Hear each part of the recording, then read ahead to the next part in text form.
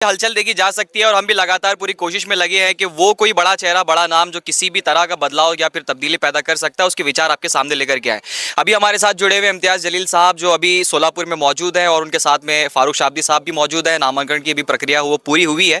आइए तो जानते हैं कि महाराष्ट्र विधानसभा चुनाव में मजलिस का क्या कुछ मंशा रहेगा और क्या कुछ विजन रहेगा। सर, सबसे पहला सवाल यही है कि महाविकास आघाड़ी का दरवाजा मजलिस ने खटखटाया था, क्या कुछ एग्जैक्टली डिस्कशन हुआ था और अभी वो अलायंस की बात कहाँ तक पहुंची है? देखिए, हर इलेक्शन के अंदर जब महाविकास आघाड़ी और ख़ासतौर से कांग्रेस और एनसीपी हारते हैं तो उन्हें कोई एक सॉफ्ट पंचिंग बैग चाहिए होता है कि हमारी हार की वजह क्या है। तो वो फ़ौरन है तो मजलिस के ऊपर इल्ज़ाम लगाना शुरू कर देते हैं कि हम मजलिस की वजह से हारे हैं करके।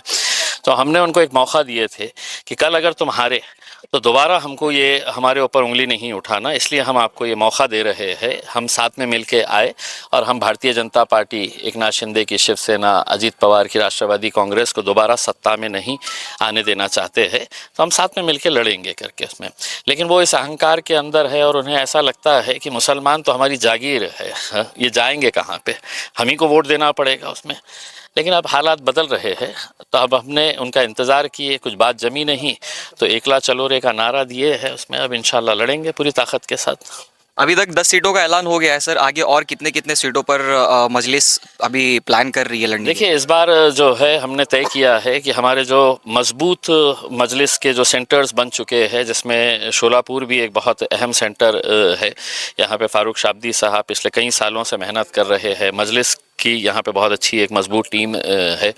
तो हमने तय किया है कि बहुत ज़्यादा सीटें नहीं लड़ाएंगे। 10 सीटों का ऐलान अभी तक हो चुका है और मेरे हिसाब से ज़्यादा एक 4-5 सीटें और बची होगी, तो वो आज शाम तक उसको इंशाल्लाह फाइनल कर लेंगे। तो 15 सीटें, ताकि हम वो सीटों के ऊपर पूरी तरीके से फोकस कर सके। और इतना यकीन के साथ कह सकता हूँ मैं, लोग 288 सीटें लड़ाएंगे, पार्टीज पूरी की पूरी सीटें लड़ाएंगे, लेकिन सबसे अच्छा स्ट्राइक रेट जो है ना, हम 15 सीटें लड़ाएंगे और हमारे उसमें से देखिए इंशाल्लाह कितने जीत के आएंगे। यही सोशल मीडिया पर अभी चर्चा भी नजर आ रहा है कि सर हो सकता है कि विधानसभा चुनाव के जब नताइज हम लोगों के सामने आएंगे तो उस वक्त में मजलिस किंग मेकर साबित हो सकती है। सबको हमारे दर पे खड़े रहना पड़ेगा, इंशाल्लाह वो दिन आएगा। इंशाल्लाह वो दिन आएगा कि जब इनको सबको आना पड़ेगा उसमें है।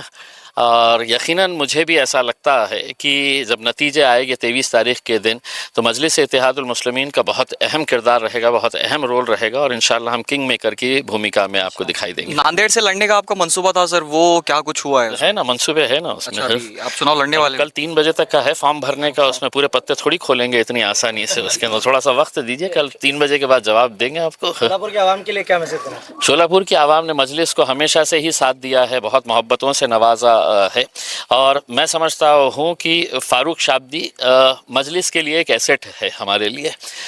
हमारी बड़ी ख्वाहिश है और ख़ास तौर से असदुद्दीन अवैसी साहब की बड़ी ख्वाहिश है कि ऐसे नौजवान होनहार लड़के जो है वो विधानसभा के अंदर जाए, अपनी आवाम की आवाज़ उठाए करके, और बेलौस वो जो काम करते हैं यहाँ पर, उनकी पूरी टीम, उनके घर वाले, उनका ख़ानदान जिस तरीके से शोलापुर के अंदर हर इंसान के दिल में जो जगह बनाए है, वो अपने खिदमात के ज़रिए बनाए हैं, अपने काम के ज़रिए बनाए हैं। तो मैं लोगों से अपील कर रहा हूँ कि एक मरतबा आपने सबको आजमा चुके हैं, अब एक मरतबा हमारे ये नौजवान साथी को वोट दीजिए और भारी अक्सरियत से कामयाब करिए। सर, आखिरी सवाल, एक क्यूरियोसिटी थी, कई समय से मैं भी पूछना चाह रहा था आपसे, आप राजनीति में आने से पहले एक पत्रकार थे, तो पत्रकारिता ज़्यादा बेहतर लगी है राजनीति?